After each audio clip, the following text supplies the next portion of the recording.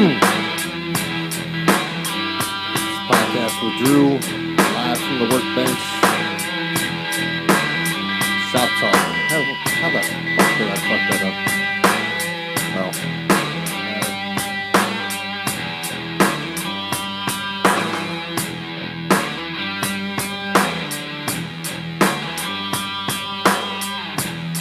I wish I could just fade this out, but I can't. So, it's a Shop Talk with Drew, live from the Workbench. A bunch of stuff going on this week. You probably hear some raindrops, maybe some thunder. A tornado warning here. And right outside Columbus, Ohio. And it's April 3rd, 2018. You can contact me at shoptalkwithdrew@yahoo.com.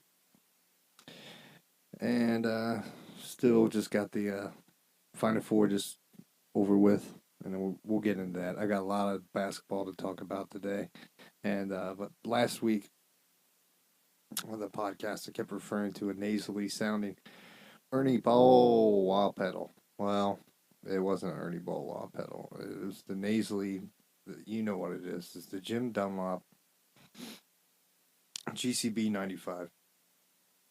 And that was when I was talking about my RMC2 wah pedal, because it has a real throaty, bassy sound compared to a Dunlop pedal, which is not a bad pedal, especially for your first wah pedal. I'm gonna get. I just got same Zola guitar. We might have some other guitars that talked about getting, maybe that Joe Bonamassa Flying V, the Carina, but This week is just my Crate Vintage Club 20, which was really a steal, and a tech went over it before I bought it. A tech that sold it online, and I think I paid $1,100 and $111. Yeah, that's what I paid for it. Tuesday, the Cavs versus the Heat. He had two big men out, Bam Adebayo and I can't think of his name, Whiteside. And so I thought, man, this is going to be great because, Kevin Love is back. They were, I talked about too many people being out before. And then he gets elbowed by Mickey in the face. And it's a front tooth subluxation. I think that's how you pronounce it. Tooth is tender to the touch or tapping. It has increased mobility. And it has not been displaced. Great. It looked like it got knocked out. And by the way, that game, they played terrible. It was very, very hard to watch. And I'm kind of pissed off right now because right now it's supposed to be the Cavs versus Toronto as I'm recording. And usually during a Columbus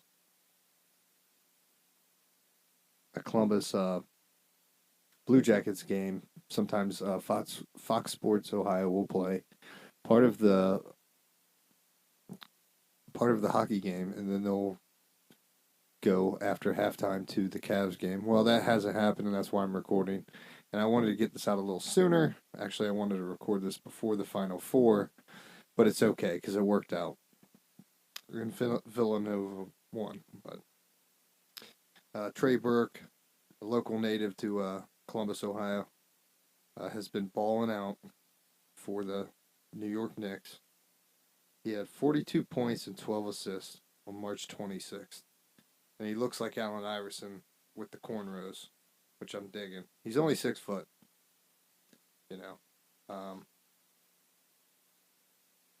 We'll get more into height in basketball. A lot of this is going to be about basketball, so if you don't like it,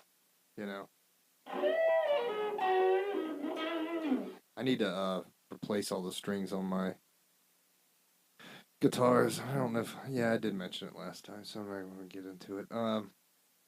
So I believe he signed a 1-year league minimum contract for $784,000. And that is a complete steal. especially if he ends up being the starter, which I believe he's worked his way into the starting lineup. Good for him. And really, I wish he was on the Cavs or any other team for that matter. But New York Knicks, they need as many players as they can get.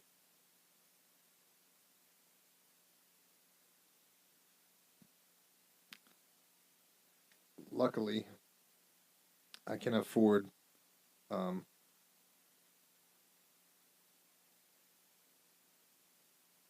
uh, I can still afford the Mexican beer with a little bit of lime in it. Um, I'll get into that a little bit later.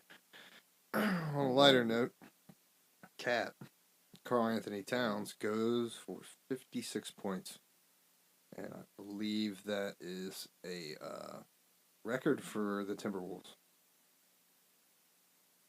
But stuff like that's expected out of him. I mean, he's a great player. I was watching the Celtics versus Utah. Great game. 3-point shot by Jalen to clinch the game. Love both teams, by the way. Two very exciting young teams to watch.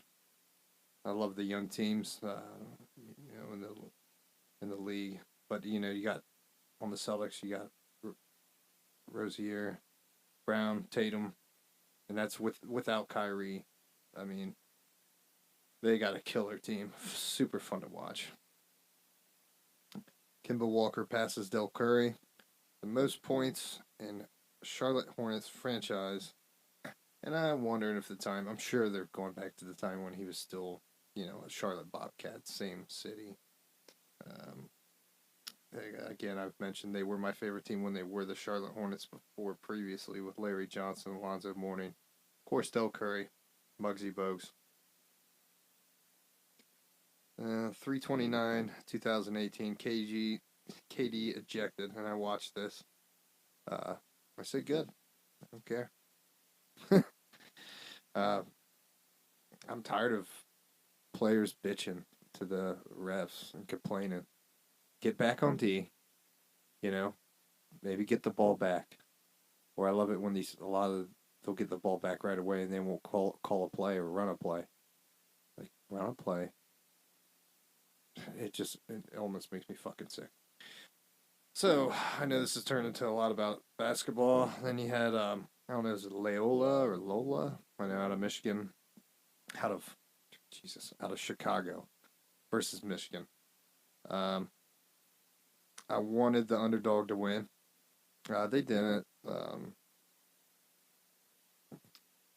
then, again, I mentioned this in one of the Celtics games that I watched before, and the guy panned to a guy, and he's clapping, and two middle fingers to the rest of the crowd during the Celtics game. And they panned to a Michigan fan, and he was doing the same thing. And, man, his mom must be proud. But I've been seeing that a lot in games lately. It's just like, fuck you, we're winning. Okay, that works for me. And then I said on here too, Michigan will lose against Villanova. Well, they did. They did. The commentators during the game were comparing a two-handed rebound. I believe it was the center from Villanova. A two-handed rebound to Jerry Lucas, two-handed rebound. And doesn't everybody rebound the ball with two hands? Yeah, I know all big men don't, but I mean, come on. It's just fundamentals. It's fucking stupid that they would compare him to Jerry Lucas. And another problem I'm having with not just college sports, but even in the NBA, but more so college sports, is these kids, they start flexing and they start screaming like they're LeBron James. And it's very fucking annoying. And it's like I just got a rebound and they're screaming and it's like, I mean, come on. The one kid from Loyola or Lola or however you say it was acting hysterical. He was playing out of his mind though, the freshman center, but he got a rebound and I don't even know if it was an and one. Maybe it was, but he's acting crazy. But it's not even him. It's the other players. They're not doing much of anything. They're just looking at each other and they're screaming. Ah! It's like, come the fuck on. Oh, yeah, the basement's a wreck. Looks like a homeless musician lives down here. I have to clean it up a little bit. And there's a bunch of different things I wanted to get. Bunch of different things I've been working on. You know, a lot of this stuff I've owned before. You know, like I've had nice condenser mics. I've had mixers. I've had, you know, SM57s for the guitars. Cause I don't want to play it like this. Cause I mean, yeah, you can't really hear it, but I need a mixer and you get the ambient sound, but it's not the same.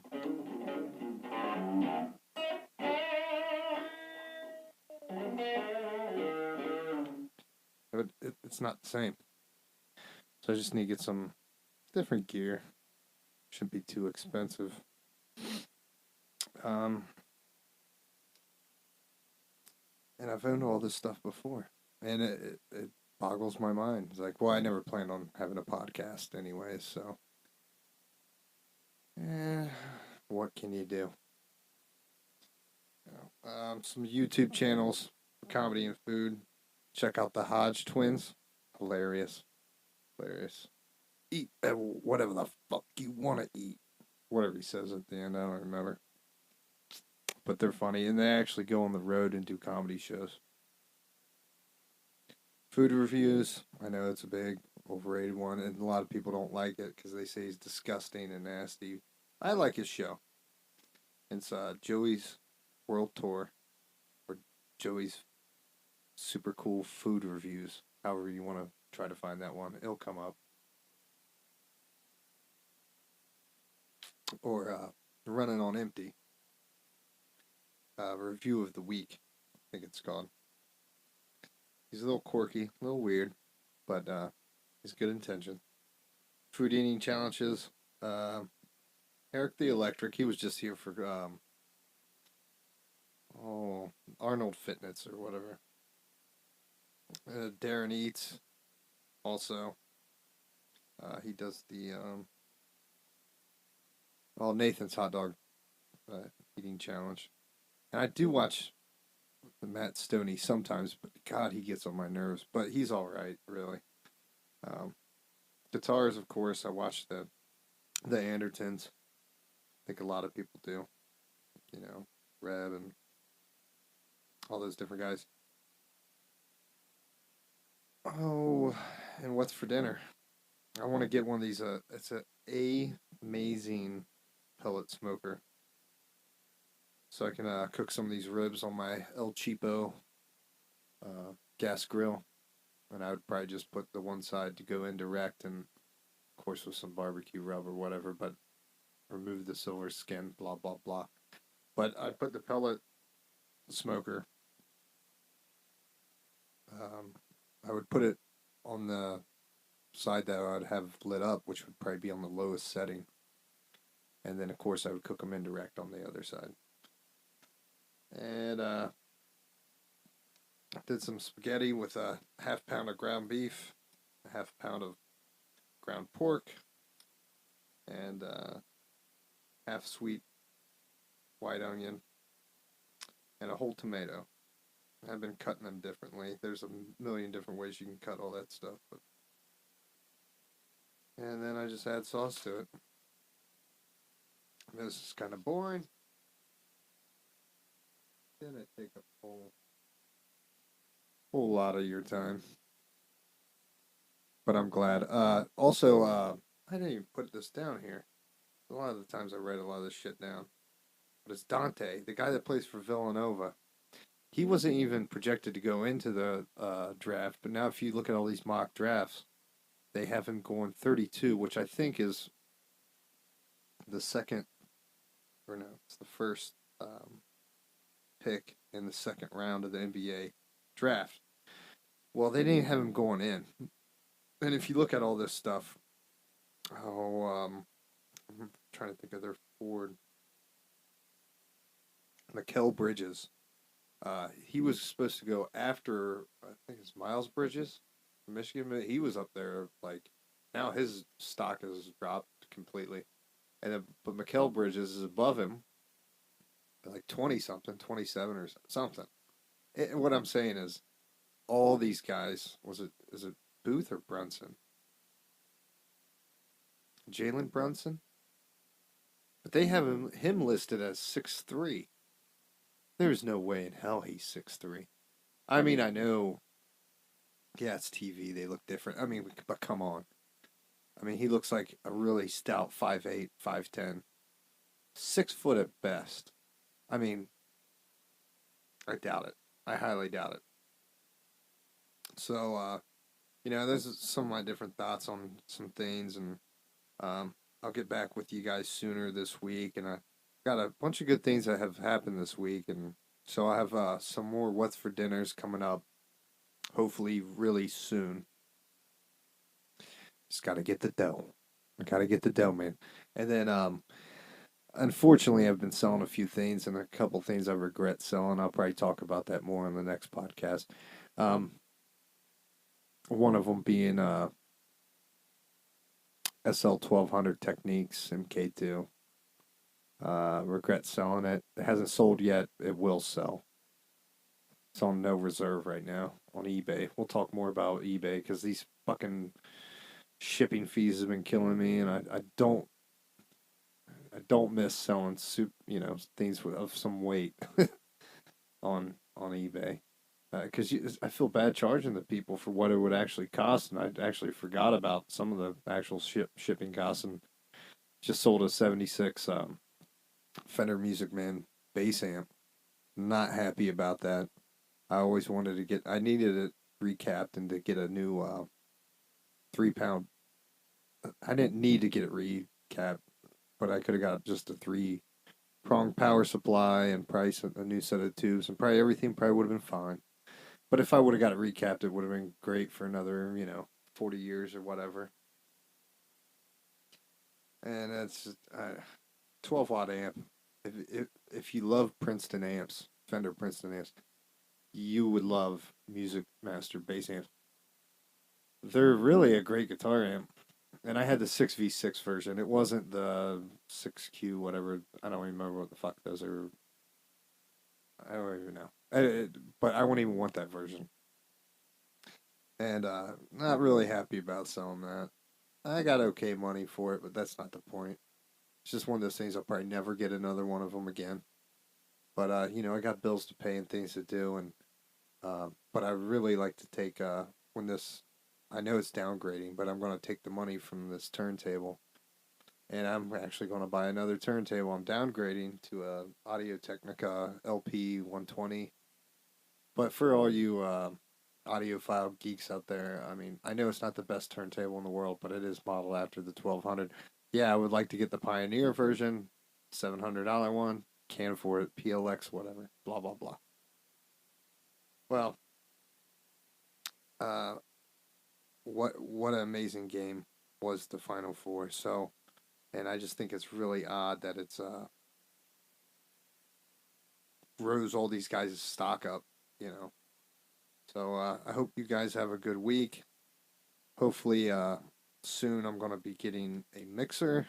I was hoping for a Shure SM7 vocal mic, the only mic that Michael Jackson would sing out of, broadcasting mic. But, some other things have come up, but I would like to get just a little audio mixer, little Allen and Heath or something, and we'll go for there. But I will see you guys next week, and I apologize again for the audio of last week. These levels are fucking crazy. So also you can send questions or any concerns to Shop Talk with Drew at Yahoo, and it's live from the Workbench. Shop Talk. We'll see you next week. If this plays, Jesus Christ.